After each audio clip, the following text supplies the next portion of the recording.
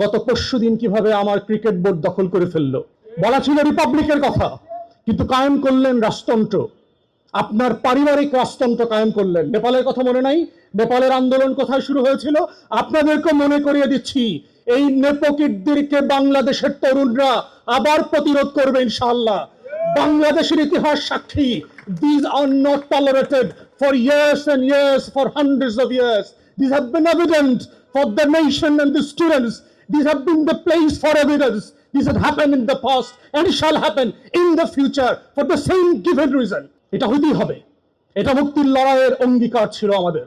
সেই নেপোকেটসরা আবার বাংলাদেশে নতুন করে সুটটাই পরে ফিরে আসছে, যাদের আয়োটা অফ এভিডেন্স কোনো কন্ট্রিবিউশন নাই গত জুলাইয়ের অভ্যুত্থানে, ন্যূনতম কোনো অভ্যুত্থানের কোনো কন্ট্রিবিউশন নাই।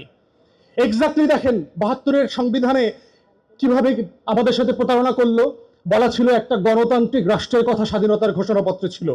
বাংলাদেশের ইতিহাসে সোনার বাংলায় প্রথম নির্বাচন, the old enough to remember and those good enough to read the books of history, ৭৩-এর মার্চের প্রথম নির্বাচন করেন। বাংলাদেশে জাসদ সবচেয়ে বড় বিরোধী দল ছিল, তাদেরকে কোথাও ইলেকশন ক্যাম্পেইন করতে দেওয়া হয়নি। ১০০-র উপর ক্যান্ডিডেটকে পিটায়, জেলে ভরে, হত্যা করে নাই করে দিয়েছে। শেখ মুজিব নির্বাচনের পরে বঙ্গভবনে দাঁড়িয়ে বলেছে, আজকে বাংলাদেশে কোনো বিরোধী দল নাই। শেখ মুজিব বলেছে অন রেকর্ড। তাহলে ৭৩-এর নির্বাচন তার ফল, আর আমার স্বাধীনতার ঘোষণাপত্রে আপনি কি বলা ছিল? আর ৭২-এর ইনস্ট্রুমেন্ট দিয়ে যে ইলেকশনটা করলেন, এক্স্যাক্টলি আপনি আমার মুক্তির লড়াইয়ের সাথে আবার বেইমানি করলেন, exactly using or excusing with the same instrument of politics.